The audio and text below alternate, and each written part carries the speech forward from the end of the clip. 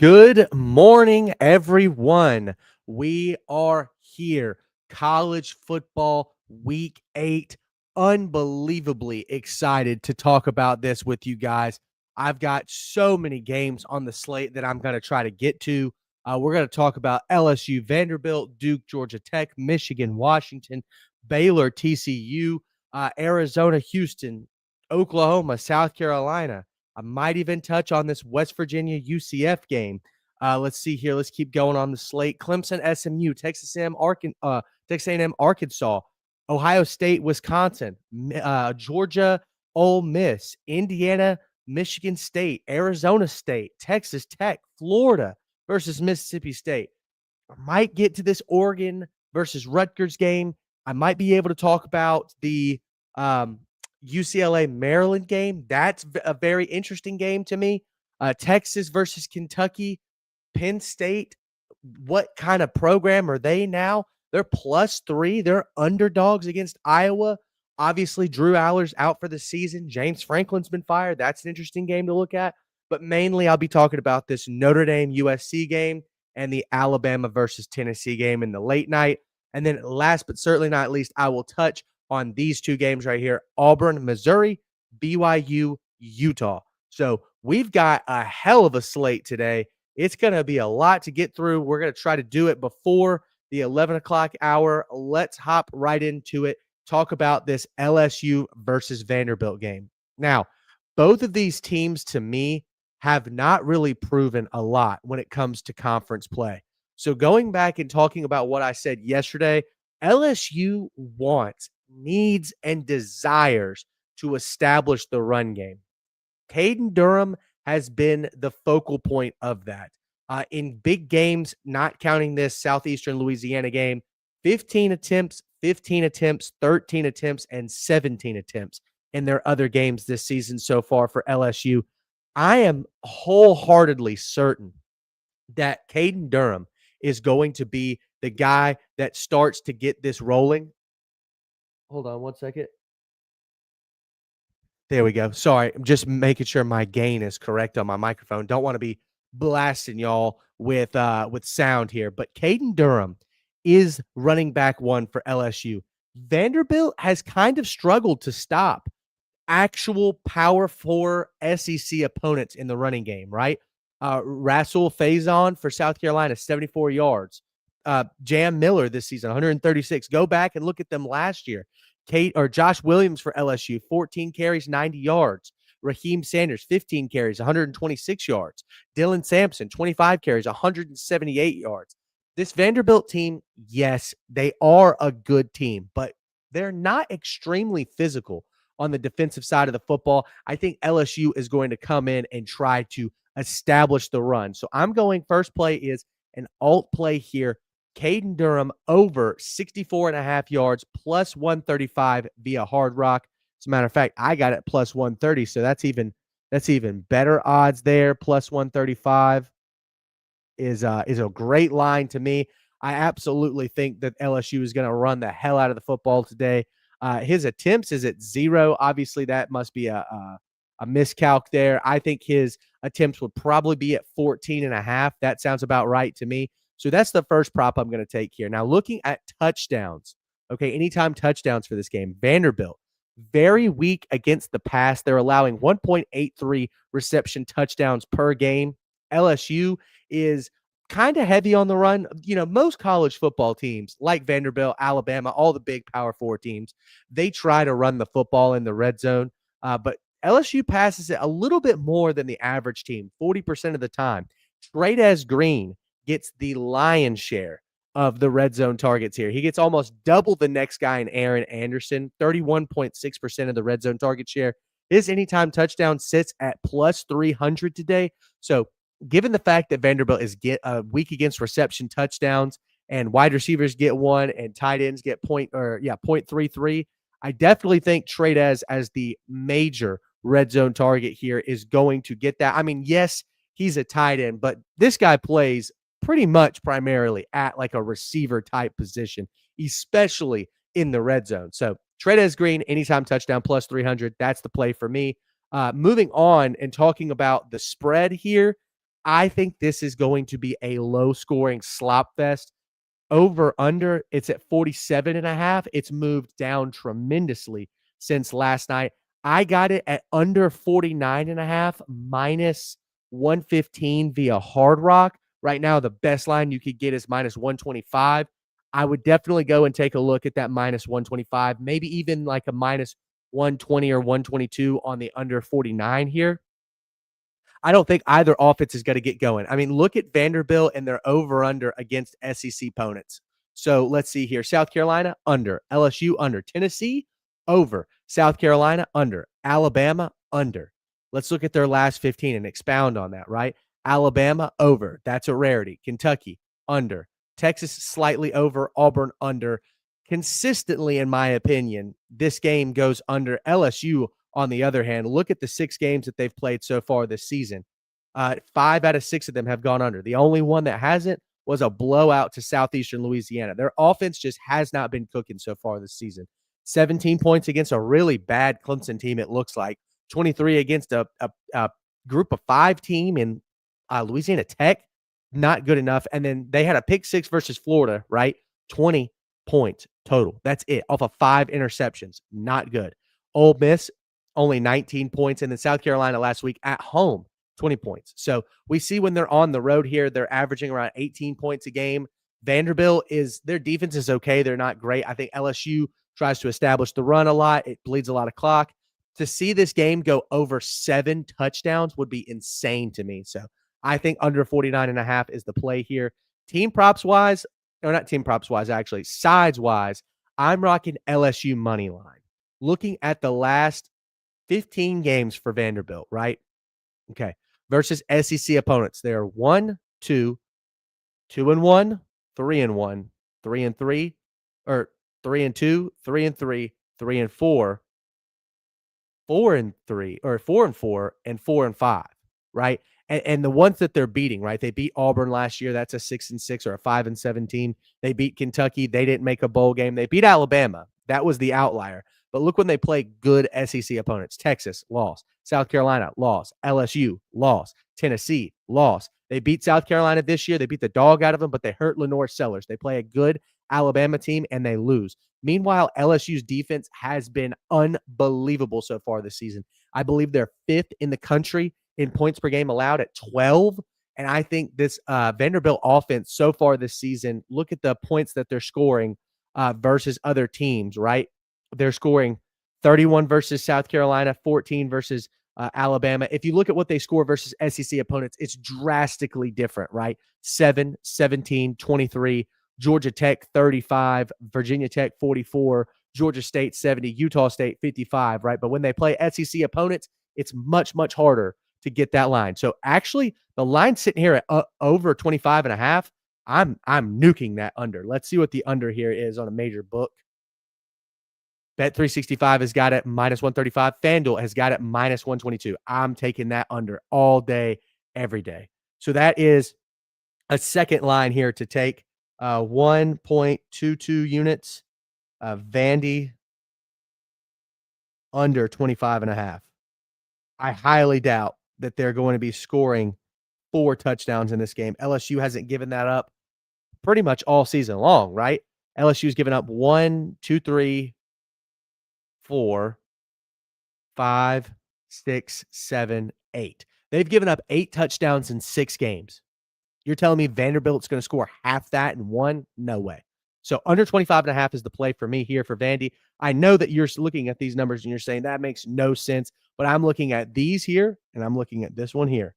That's the indicator to tell me versus SEC opponents that game is going under. So those are my plays for that game. Let's move on and talk about Duke versus Georgia Tech. Touchdowns wise, this is my first play of the game. Haynes King, 2 touchdowns. Duke is allowing 1.17 touchdowns to quarterbacks. They're allowing 0.83 touchdowns on the ground to running back. So that's 2 whole touchdowns throughout the game. Meanwhile, Haynes King, Georgia Tech, runs the ball 80% of the time in the red zone. They want to out-physical you. That is Georgia Tech's gameplay game plan every single game. And Haynes King is at the threshold of that. So I think they're going to get in here. They're going to run versus this Duke team. I don't think Duke's going to be as explosive as we're thinking they are. The over-under sitting at 60.5. That's really high for me. But the thing that I want to say is Haynes King is absolutely going to score 2 touchdowns here, plus 310. I thought that was a tremendous amount of value. I got it at plus 300 on Fanatics, but the second prop I'm taking here, Haynes King, under, longest pass 39.5. Duke has only allowed this in 2 of their 6 games. Haynes King so far this season, they've only done it in one, or he's only done it in 1 of the 5 games that he's played. Georgia Tech has played 6 games, but he missed one of those. He's only done it 1 time, and that was versus Clemson. Especially on the road, looking at here, 27 on the road at Wake, 37. I don't see this happening for Haynes King. They just don't pass the ball enough, right? He averages so far this season, looking at his last 5 games, he averages 26 attempts per game. That's just not enough for me to think that he's going to have to air this ball out. This game is going to be relatively close. Georgia Tech's a 3.5-point spread underdog. I think Duke is going to win the game, but I would not be surprised if Duke's able to ink one out yet again. They did it at Wake Forest in overtime. They had to go, or Wake Forest went for a 2-point conversion, didn't get it. So Haynes King, anytime touchdown, +2, plus 310. And then Haynes King under 39.5. The other rushing prop that I like here is Jamal Haynes. I got this line at -108. It is shot up to -132 over 11.5 rushing attempts. It's the only line that you can get it at. So I will be 100% certain that this is a line here that goes over. The games that they actually play Power 4 opponents, right? Colorado, over. Clemson, over. Wake Forest didn't get it, but that was because they went down in a massive hole. I don't think you'll see the same thing for Duke here. Virginia Tech, 14. Vanderbilt, Georgia, NC State, all last season. Over. And then I believe in this game he got injured, if I'm not mistaken. So that's an outlier game. I'm looking here at the vast majority of the core here versus Power 4 opponents.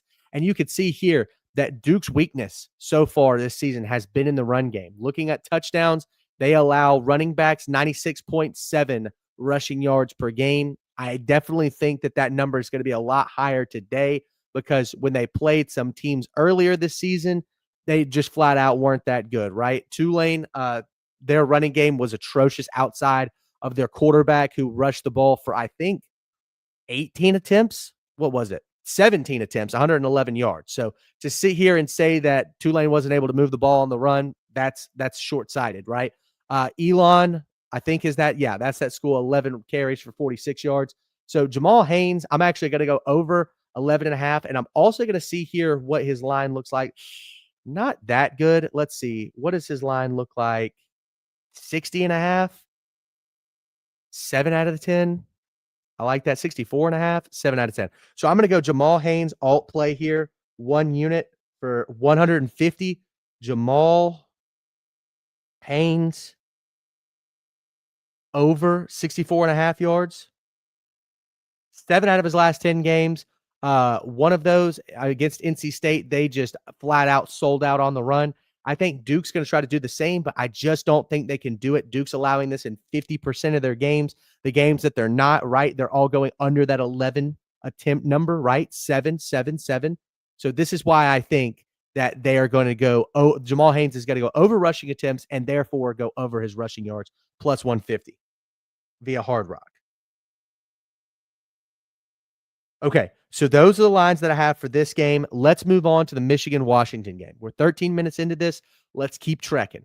By the way, guys, I'm looking at all this via doinksports.com. Go check it out for yourselves. I think it's a great way to find good value throughout the season. You can leverage all the major sports books for player props, touchdowns, over-unders, team props, and sides. I'm quite frankly, if you're going to gamble and gamble responsibly, capital R responsibly, this is the best place to do it, right? Doinksports.com, leverage, educate yourself on every play that you make. Use my code here at the bottom, Plizont, that's PLIZONT for 25% off of any package of your choosing. So let's get started and let's talk about the Michigan-Washington game. I only have a couple props for this game if I'm correct here. Yes, 2 props. Number 1, Washington. I think they're going to be behind the 8 ball here for this game. They're going to have to get it going during the pass. Look at Demon Williams here. He's averaging only about 24 and a half attempts. Let's look at his last 5. Actually averaging 27 attempts in his last 5. That game versus Maryland, they went down big. He had to pass his way out of it. Rutgers, they were, I believe, just in a shootout there. 402 passing yards, 2 touchdowns. So the pass game has been very successful so far for Washington, and a lot of that has come at the hands of Jonah Coleman.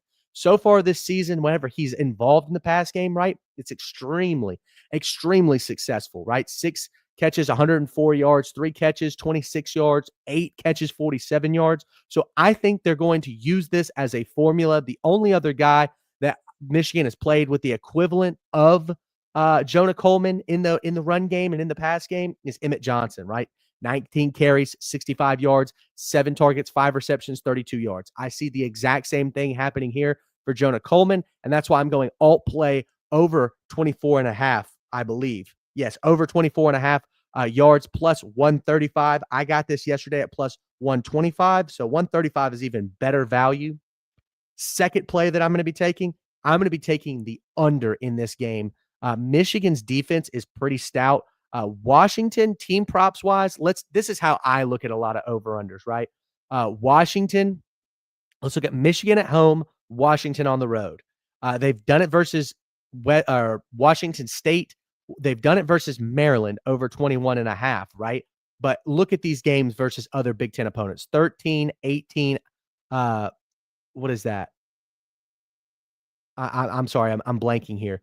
13, 18, 16, 17, 6, 21 versus Big Ten opponents, right? The only Big Ten opponent that they've played so far on the road and actually succeeded is versus Maryland. Meanwhile, Michigan at home, the only teams that they're allowing over that line are USC, Minnesota, and Oregon. I think Michigan's defense is still one of the best in the country. Looking at Michigan's total, they've only scored over 28 points 3 times in their last 6 games. Comes versus New Mexico, Central Michigan, and Nebraska. Washington's defense has been stout this season, right? They've played some high-powered offenses. I think Maryland's offense is pretty high-powered. 20 points allowed. Ohio State, one of the best offenses in the country, 24 points. And then Rutgers, 19 points last week. So I definitely think that this game is going to go under. I think Washington's defense is very good. Michigan's defense is even better. Both of these offenses have struggled against good defenses, right? We see here versus Ohio State, Washington struggled. So I'm absolutely going with the under 50 and a half. I got it plus 104 via FanDuel. You could go check it out for yourselves. Over under. Let's see what it's sitting at right now. Over under 50. Over under 50 and a half is sitting at minus 105 via Fliff. Let's take a look at that. BetPark, FanDuel's got it at minus 115. So it's shot up 19 points since I took it yesterday. So I would watch out for that. Look at next game here, Baylor versus TCU. Let's talk about this Baylor team. They're a high-powered offense. TCU, when they play against high-powered offenses so far this season, they've kind of struggled, right? Arizona State hung 27 on them. Colorado was able to put up 21. Kansas State, a team that has struggled offensively, put up 41, and then SMU put up 24. So I think Baylor, who has been tremendous on the offensive side of the football so far this season, 24 versus Auburn, that's a really, really good defense. 48 versus SMU, 24 versus ASU, 45 Oklahoma State, and then 35 last week versus Kansas State. I think this Baylor offense is extremely high-powered. Looking at their team props, first half over 14 and a half. TCU has approached that line in their last 3 games versus good offenses. I think Baylor might be the best offense that they play all season. Sawyer Robertson is talking himself into being a first-round draft pick. And quite frankly, outside of maybe Sam Levitt, I don't think that TCU has faced that all season long. So my team prop here is Baylor over 14 and a half. I do have one player prop for this game on the road. Baylor, Sawyer Robertson specifically. Let's go look at this guy right here. One of my favorite wide receivers in the country. They lean on Josh Cameron. Josh Cameron in the pass game at SMU, 9 catches, 151 yards. At Oklahoma State, 6 receptions, 98 yards.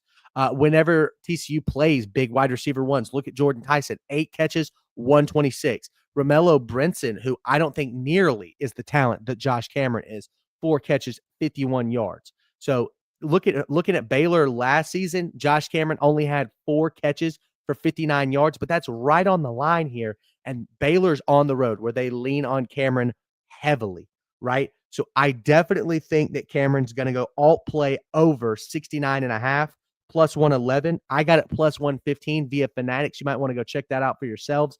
Plus 111 on DraftKings. So those are my 2 player props for Baylor versus TCU. Let's go take a look at the Arizona-Houston game. There's a couple of props that I like here. Arizona's defense has been pretty good this season. Let's look at their sides here.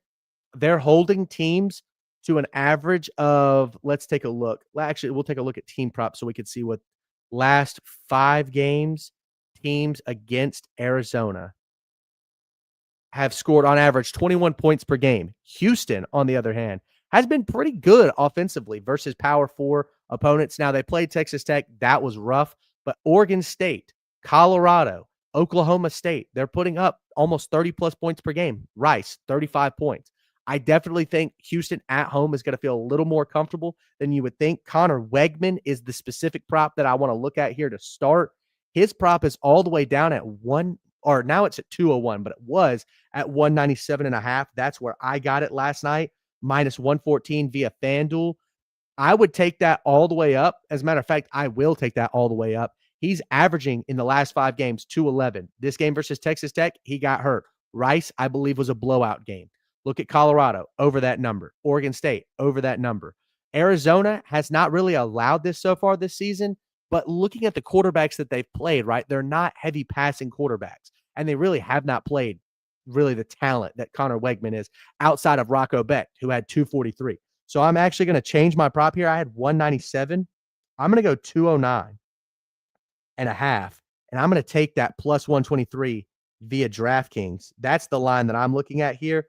I like that line a lot. I think Connor Wegman absolutely does this. The over-under set at 47.5. I think I like the over here, but I'm not going to make that an official pick. Dean Connors has been good for Houston all season, but Amari Thomas is the guy that I want to talk about. He has exploded in the last 3 games. His line is only at 53.5. I'm going alt line here over 64.5 plus 135 via Hard Rock. I think that's a great line to take. One second, let me reposition here in my chair. Feel like I'm sagging here. There we go. That's much better. Let's continue though. Amari Thomas over 64.5. Like I said, it kind of paired. I actually made this exact play last week. I had Connor Wegman over his passing yards and Amari Thomas over his receiving yards just because they go hand in hand, right? He gets around 30% of the target share in the last 3 games. And that just means that if Connor Wegman is going over his line at 209, 30% of that, I believe, let me think about that. 10% of that is 20. That's 60, right? 60-ish yards. So he's going to be right on that line, 64.5. I love it. Arizona hasn't really allowed wide receiver ones to flourish so far this season. But looking at the one guy that I do put on the equivalent of Amari Thomas here, Jace Brown, 6 catches, 68 yards. That's the kind of game that I'm expecting here from Amari Thomas, especially with how he's been playing over the last 3 weeks. So those are my 2 props there. And then looking at Houston, team props wise, their over-under is at 23.5. I actually got Houston. Oh, no, this is actually the over-under here. My mistake. First half overs, 70% of the time and 70% of the time at 23.5. I got this Hard Rock over 21.5. Yeah, Hard Rock's got it minus 115 now. I got it at minus 110. I think that's a great play to make 80% and 70% of the time. Both of these teams are going over 21.5 points. That was a good line to me. And then team props wise, this is what I wanted to hammer here. Houston over 24.5. I think this Houston offense is better than people expect it to be. They've done this in 5 of their first 6 games. Arizona has allowed this in 2 of their, 4 games versus Power 4 opponents. The 2 that they didn't was Kansas State. Their offense has been atrocious. And Oklahoma State, they're the worst team in the Big 12. They play an Iowa State team and allow 39. They play kind of a crappy BYU offense, and they allow 33. So I don't think this Arizona offense is as good as people think they are, even though they're 4-2. And Houston, I think their offense is underrated at 5-1. So I like Houston over 24.5. I got that plus 116. You can now get it plus 120 via FanDuel. And then Houston over 10.5 points in the first half, minus 110 via FanDuel. Also, love that prop. They've done it three. Let's see. Yeah, four of the six games that they've played so far this season. Whenever Arizona plays a Power Four opponent that has a good enough offense, Iowa State, BYU, both of these teams hammer that 10.5 line. Love Arizona here. They're a strong first half team here so far this season. Looking at their last five, they're averaging 13.6. So that's well over that 10.5 line. Love this play right here. Okay.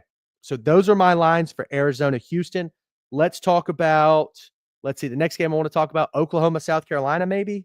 Let's see if I've got any lines for that. I don't believe that I do. Oh, actually, I have one more line in this Arizona game. Anytime touchdowns. Houston has been unbelievable so far this season in the pass game. Haven't allowed a single reception touchdown to tight ends, only 0.33 receiving touchdowns to wide receivers, but they are weak in the run game. Arizona gets a little physical in the trenches, and Riscano, I believe his name is Kendrick. Yeah, Kendrick Riscano, 0.07 touchdowns per game in his 3 games that he's played. He's dealt with some injuries. He's plus 220. I like Ismail Mahdi. I might be butchering that, but I'm trying my best. Pascal missed last stream, but man, Fant with that 25-yard catch in the fourth, big time clutch, Pascal. Noah Fant was huge. And then he had that anytime touchdown, which was my long shot play of the night, plus 500. That was huge. Mike Washington, over 55.5. We're going to get to that in just a little bit because I like the way you think here, Pascal. Let's keep talking here. Kendrick Riscano, whenever he's played, he's getting the lion's share of the red zone touches, right? 11 carries last year against Arizona State, but looking at Hawaii, 10 carries, 51 yards, 31% of the rush share. He is increasing his workload now, 39% of the rush share versus BYU, 13 carries, 90 yards, and a touchdown. In the 3 games that he's played, he's scored 2 touchdowns. So that's why I like him here for an anytime touchdown. His value at plus 220 to me seems very high. I like that play a lot. He's receiving 45% of the red zone rush share when he plays 3 attempts per game. There's a lot of value there. I had him at plus, let's see. I got him at plus 240 via Caesars. You see that line has dropped tremendously to plus 190. I would still absolutely take that. I think it's an extremely valuable pick there.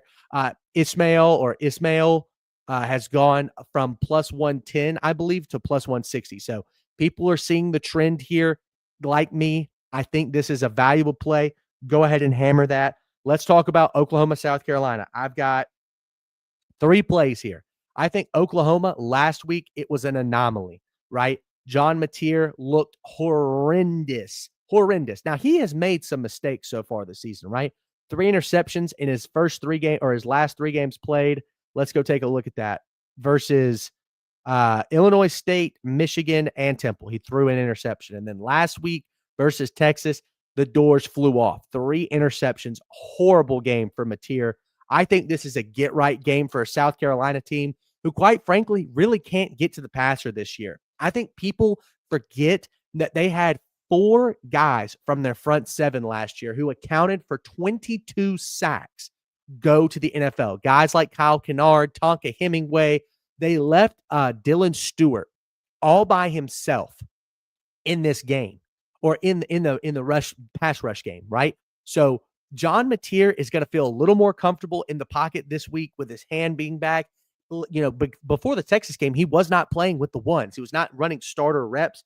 And so I think he's absolutely going to go over his 17.5 line via Fanatics minus 115.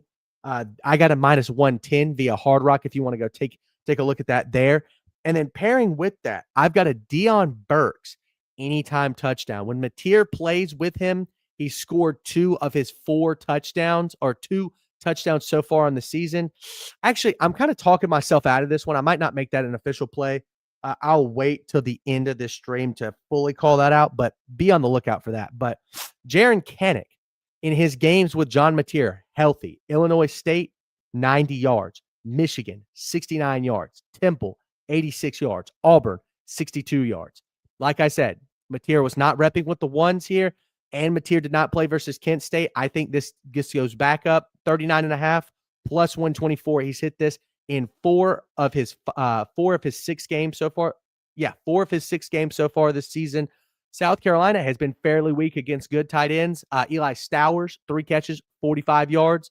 Tradez Green, 8 catches, 119. I think this is the weak spot for the South Carolina defense. So my 2 official plays as of right now, Jaron Kanik over 39.5 receiving yards plus 124, and then John Mateer over 17.5 completions. Those are my plays here for this game. And then last night, we went about even. Okay. I think we went 4-4, only down like 0.8 units. So not too bad. I should have gone with that Minnesota upset. I called it in the stream, but I just chickened out and I took Minnesota +7. Should have taken Minnesota money line there.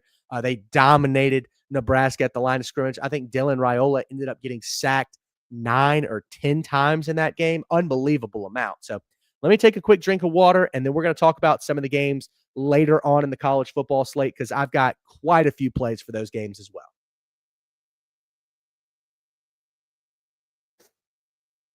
Okay, let's start with this SMU Clemson game.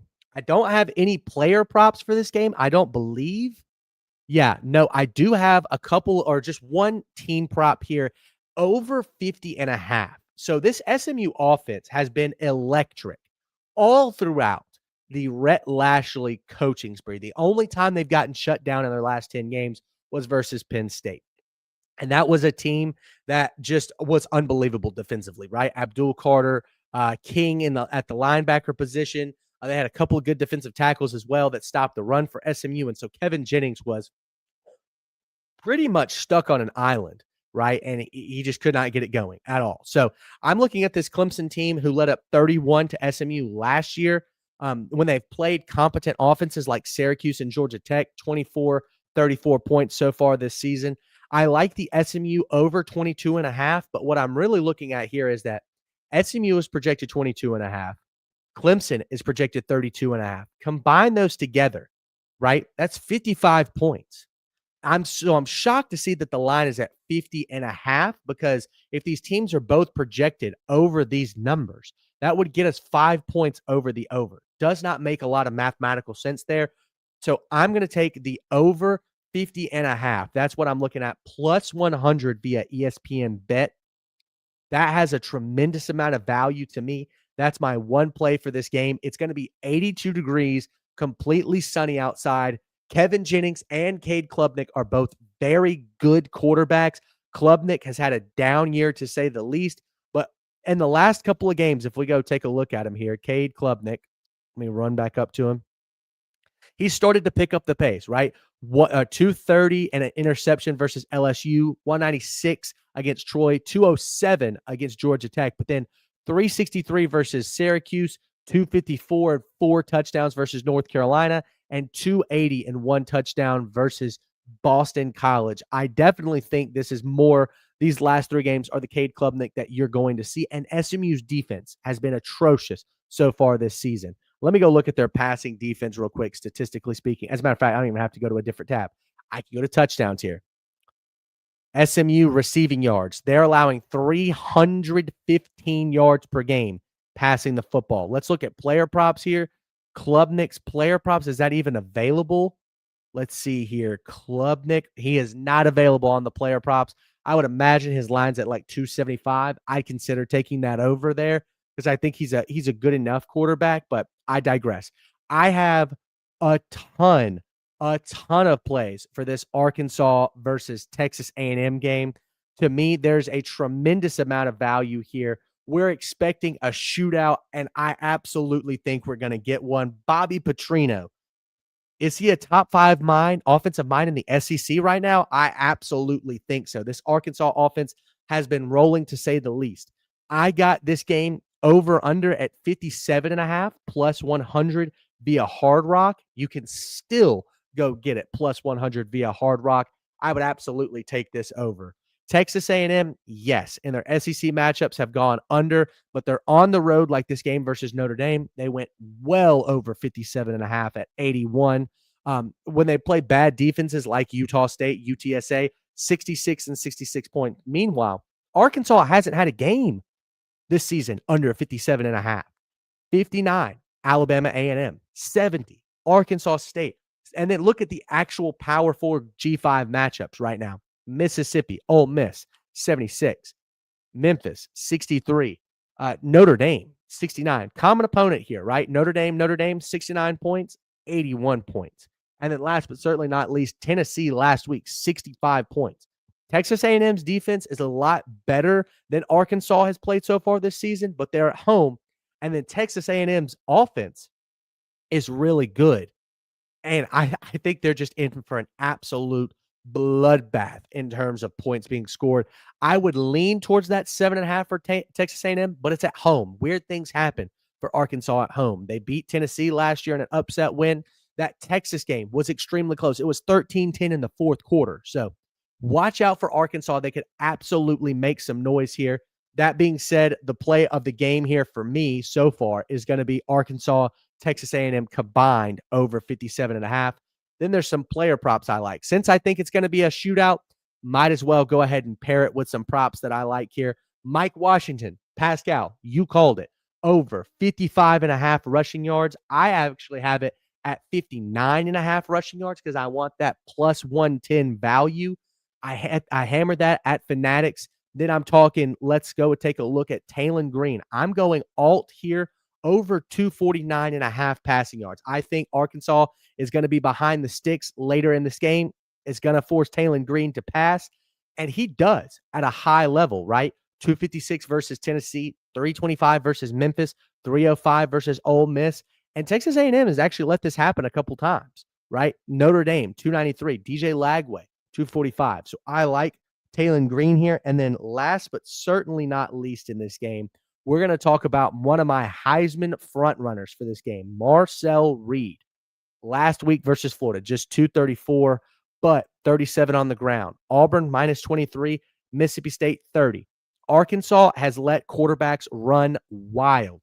I'm taking alt here just so I could get plus odds, plus 100 here over 35 yards. Arkansas has let it happen 4 times so far this season.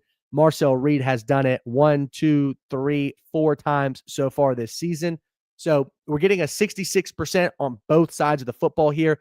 That to me screams value here. Plus 135.5 for rush yards here. He's actually done this versus Notre Dame, who has a great defense. Florida, who I think has a top 15 defense. So Marcel Reed, his escapability, and the fact that Le'Veon Moss is out for this game makes me think that he's going to run the ball just a little bit more in this game. So I'm taking this over 35.5. Those are my 4 player props for A&M versus Texas. Now let's talk about Ohio State at Wisconsin. Wisconsin's offense has been, god-awful is an understatement, right? Look at the team props here. They have scored 14, 10, 10, and 0 in their last 4 games. I believe that's what? 34 points in 4 games. They're averaging less than 9 points a game. They're averaging like 8.5 points per game. That's really, really bad. Their line is at 7.5. Can they do that versus an Ohio State team who has pitched several near shutouts so far this season, right? Look at Ohio, or Grambling, 0 points. Ohio, 9 points. Washington, 6. Minnesota, 3. I believe, let me go take a look at this. Ohio State football team stats. Let's see. They are the number 1 scoring defense, only allowing 8.2 points per game. Like I said, Wisconsin has been unbelievably bad. So I don't like any of the Wisconsin player props. I do like 2 player props in this game. Number 1, Wisconsin has allowed, they are very strong against the run. 32nd in the country, and that comes after 100 yards being led up to Justice Hayes against Michigan. So they were even higher than that. But they do allow rushing touchdowns. And Ohio State in the red zone runs the ball 67% of the time. CJ Donaldson gets 36%, 37% really, of the red zone touches. He's scored over a touchdown a game. His line is at an even plus 100. I would strongly consider taking that anytime touchdown there. That's my play there. And then secondarily, in the pass game, I think we'll see these starters sit early on in the game. Jeremiah Smith has been tremendous so far this season. Carnell Tate has been almost just as good. And then Brandon Ennis, this is the line that I'm taking here. Versus group of 5 teams, he has not really been involved. Grambling, but Illinois, he has been. Washington, he has been. Texas, he was. So I'm looking at Wisconsin, who's actually fairly weak against wide receiver threes here. I'm taking this over 1.5 catches. You could track that up, and we'll go take a look at a major book here. Fanatics has it plus 110. That's what I got it at. So my 2 plays for this game, Brandon Ennis over 1.5 catches, and then last but certainly not least, CJ Donaldson anytime touchdown. Those are my 2 plays for this game. Let's continue and talk about Georgia versus Ole Miss, and then I'll do a little bit of a recap in just a little bit. So Georgia versus Ole Miss. Austin Simmons, I believe, is going to get the start today, and we haven't seen him in quite some time, I don't believe. So let's go take a look at his prop analysis. Yeah, he got hurt early in that Arkansas game. He played versus Georgia State and played versus Kentucky. He's a really good quarterback. There's a reason that Ole Miss named him the starter, right? Trinidad Chambliss came in and filled in for Ole Miss over that period of time. Looked phenomenal.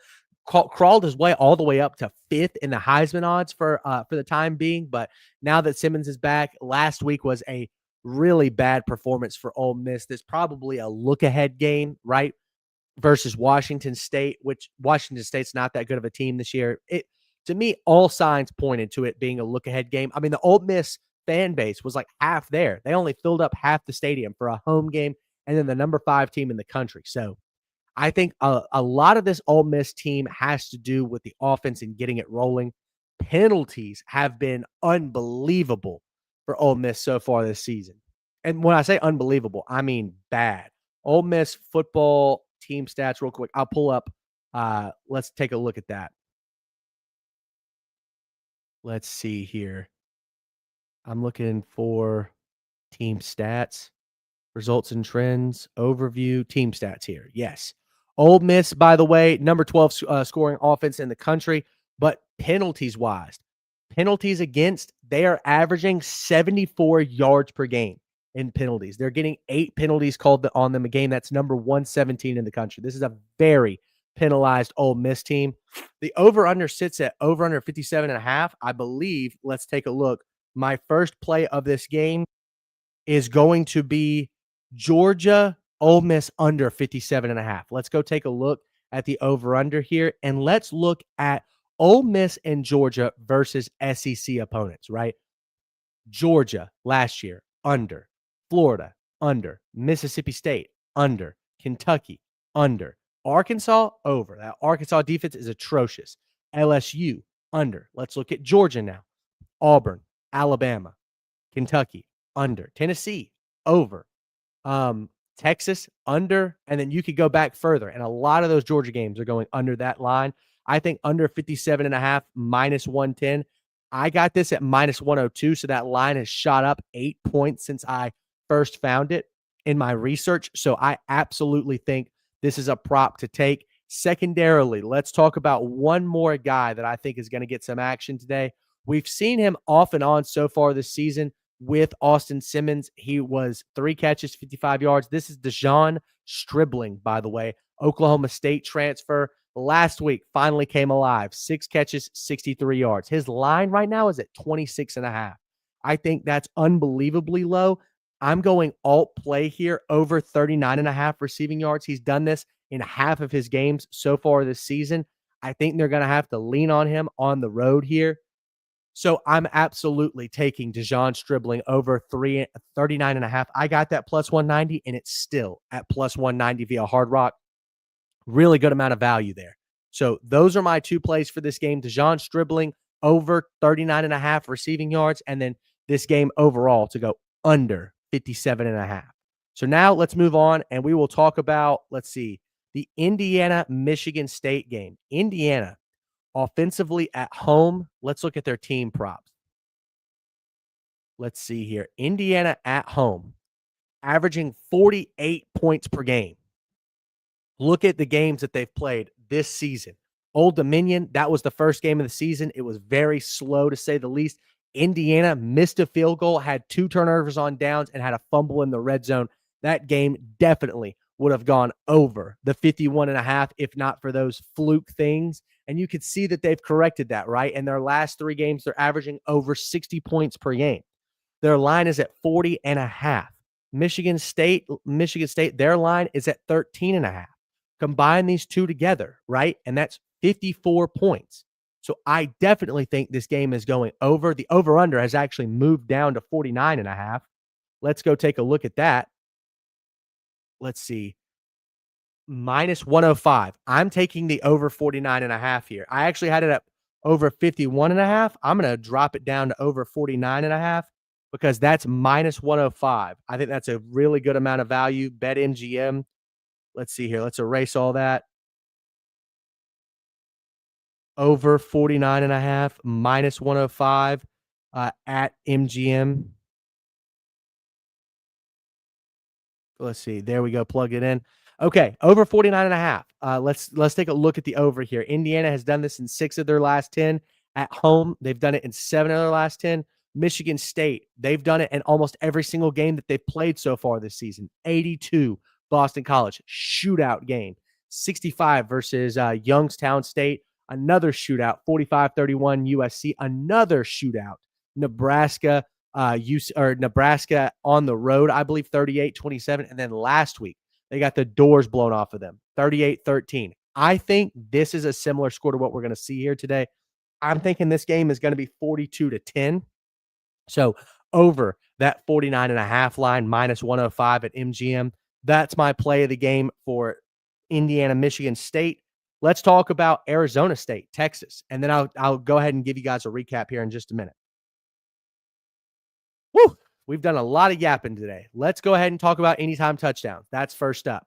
So overall, by the way, I have let's count it up. 1, 2. I'll count it up silently.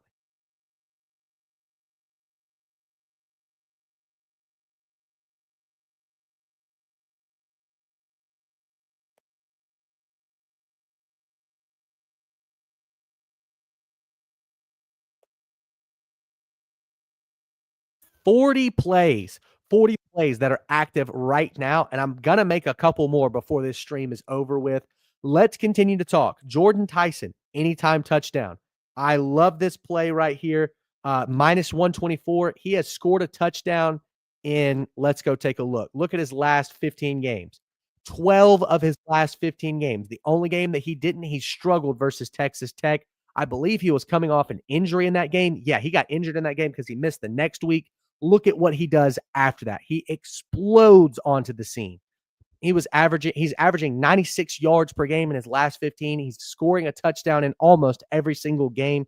I absolutely think, yes, Texas Tech is good, but Jordan Tyson, quite frankly, is the only receiving threat for Arizona State that is consistent. He scored a touchdown in every game this season. I don't think that will be a problem for him this game. The lines have actually moved to minus 110. I got him at, let's see, minus 124. So 110 is even better.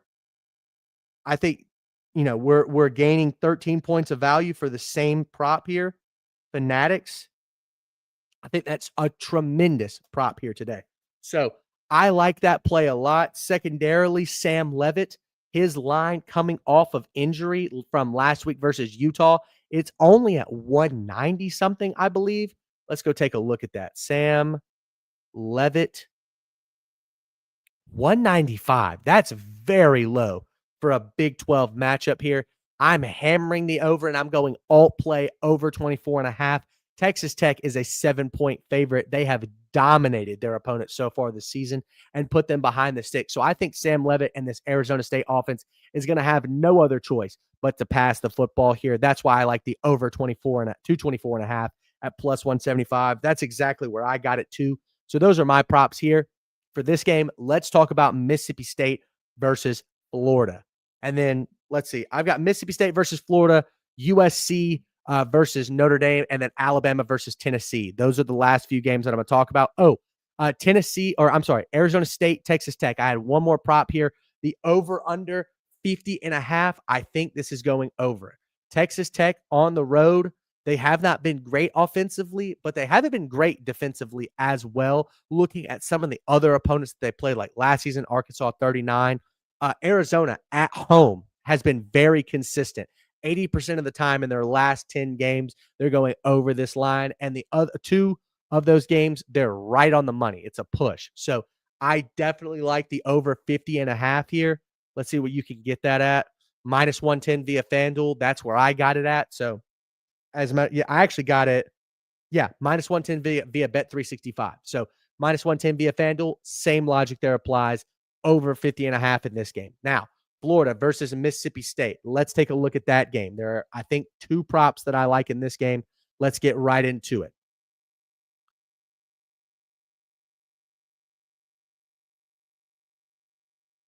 Okay.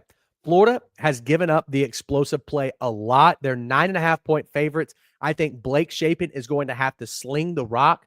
Look what Florida's done in some of these games, right? Their game versus USF, they gave up a 66-yard touchdown. LSU, a 65-yard reception. Texas, 42 yards. And Texas A&M, 67 yards. Mississippi State has taken the top off of defenses over and over and over again. I talked about this in my college football preview for Mississippi State. Blake Shapen knows how to sling the rock. Last year versus Florida, 21 attempts, 13 yards, 140. That's where he got injured and was out. He was actually keeping this game competitive versus Florida last year. So I like his line at 38.5, longest pass. I'm taking that over minus 118 via Prize Picks. Second prop I like for this game. Scroll all the way down to the true freshman who's only played 2 games so far this season, Dallas Wilson. Consistently getting around 25% of the red zone target, or not red zone target share, just the target share in general. I think that will happen again today. DJ Lagway, Billy Napier, this is it for that duo. If they don't win this game, I think they're going to air the ball out versus a Mississippi State team who defensively has been fairly strong so far this season. They're 200th in the country. Oh, no, that's Florida. Mississippi State versus wide receivers, receiving yards wise, has been fairly strong, but versus wide receiver ones have not been as strong. So let's go take a look at Dallas Wilson, who I do believe is wide receiver one for this Florida team. 6 catches, 6 catches, 6 catches for around 90 yards a game here in their last 3 games versus Northern Illinois, Tennessee, and Texas A&M. I'm a big fan of this Florida offense when it's finally started to get rolling with Dallas Wilson back at the helm as wide receiver one. So alt play here, Dallas Wilson over 59.5 receiving yards plus 105 via Fanatics. Those are my 2 player props for that game. There are 3 more player props that I want to talk about. And then, yeah, that's it. 3 more player props that I want to talk about. And then I will get into a recap here to recap all 40 plays that I've got for you guys. So Makai Lemon, his line right now is at 94.5 yards receiving. While I do think that this guy is probably playing like the best wide receiver in the country, I do not believe that Notre Dame is going to allow him to torch them like that. Mario Craver did it, and then nobody else has done it. Let's go take a look at their last 15 games. It's happened twice. Makai Lemon did it last year, 9 catches and 133. And that was on the road. For USC, Makai Lemon on the road has only done this one time in the 1, 2, 3, 4, 5, 6 games that he's played. I like the under. I got it at under 94.5. Let's see what we can get here. Let's see if we can find any more value. No. I'll go under 95.5 now, just so I get that extra yard. I got it. Actually, no, I'll take the 94 because I got it plus 102. So I'm getting 4 points in value for only a yard. I'll take that. Secondarily, Jaden Mayava. So rushing attempts count with sacks. I think Notre Dame sacks the quarterback a good amount here. Looking at them over their last 5 games, quarterbacks have gone over this line 5 times. Marcel Reed, Ryan Brown, Taylon Green, Maddox Madsen, and then last but not least, CJ Bailey. I think Mayava is going to have to run the ball here. USC is going to be without their starting and backup running back in this game. So putting the ball in his hands here is going to be the play here. Over 5.5 plus 119. Awesome amount of value. So those are my 2 props here for USC versus Notre Dame. Alabama versus Tennessee. Let's go ahead and talk about it. The only prop that I have picked out for this game is Ryan Williams. Let's go take a look at him. Wide receiver 1, technically for this team. He is explosive whenever he gets the football. Over 22.5 as his longest reception. Tennessee has been teetering that line, hasn't played as explosive of a guy as Ryan Williams. He did not look that great versus Tennessee last year, but comparatively, I mean, he got 20 targets in that game versus Tennessee, 8 receptions. I think he's going to be back on this line, 10 or so targets, maybe 7 or 8 targets. I think one of those is going to bust big. This Tennessee defense has let up quite a few big plays so far this season. 38-yard reception, 40-yard reception, 29-yard reception, 45-yard reception, 30-yard reception, 30-yard reception. And then looking here again, 36, 26. So over 22 seems very small at underdog. I got that at 21 and a half for Prize Picks. They actually took that line down, but 22 and a half. Look at that line. I think that's a lot of value there. So let's recap here. We've got a few minutes left in the stream. Oh man, we have so many different plays to talk about here. First, I'll talk about all my team props here. LSU, Vandy, under 49 and a half. LSU money line, Michigan, Washington, under 50 and a half. Baylor, over 14 and a half first half points. Houston, Arizona, over 21 and a half first half points. Houston, over 10 and a half points in the first half. Houston, over 24 and a half points in the game. And then Vanderbilt, under 25 and a half in the entire game. And then looking at today, later in the slate, Clemson, SMU over 50 and a half. Texas A&M, Arkansas over 57 and a half. UGA, Ole Miss under 57 and a half. Indiana, Michigan State over 49 and a half. Arizona, Texas Tech over 50 and a half. Looking at the player props for today, we've got Jamal Haynes over 64 and a half rushing yards. Caden Durham over 64 and a half rushing yards. Trades Green, one of my favorite players in college football, plus 300 anytime touchdown. Haynes King, plus 310, 2 touchdowns versus Duke. Haynes King under 39 and a half longest pass. Jamal Haynes over 11 and a half rushing attempts. Jonah Coleman over 24 and a half yards receiving. Josh Cameron over 69 and a half yards receiving. Connor Wegman over 209 and a half passing yards. Amari Thomas over 64 and a half receiving yards. Kendrick Riscano, anytime touchdown. He's the running back for Arizona. John Mateer over 17 and a half yards, over 17 and a half completions. Jaron Kanik over 39 and a half receiving yards. And then moving into the player props for the later slate here, Marcel Reed over 35 and a half rush yards. Taylon Green over 249 and a half pass yards. Mike Washington over 59 and a half rushing yards. Brandon Ennis over 1.5 receptions. Dejon Stribling over 39 and a half yards receiving. CJ Donaldson, anytime touchdown, minus 113. I believe you can get it at plus 100 now. Jordan Tyson, anytime touchdown, minus 110. Sam Levitt, over 224 and a half passing yards. Blake Shapen, over 38 and a half longest pass. Dallas Wilson, over 59 and a half yards receiving. Makai Lemon, under 94 and a half yards receiving.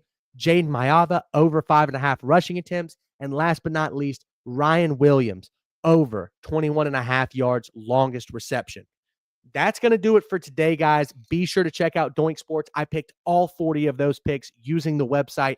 There's tons of value there. Let me just very quickly talk about these two games here. BYU, I'm rocking money line, official pick, plus 165. Auburn, I'm not rocking the money line. I can't do it, but guys, I think Auburn's going to win this game. I'm not going to call it out officially. I think Auburn's defense is locked down. Missouri has yet to face a tough test on the road. Auburn, I just think their team is great. They have a great team. Their offense has just got to start clicking, which I think that it might in this game. That's going to be my gut pick, though. The official pick that I have here is BYU moneyline, plus 165. So that being said, thank you guys so much for watching. We'll be sure to do another stream tomorrow starting at 10:30 for Sunday NFL football. Thank you guys all so much for tuning in. We will see you tomorrow.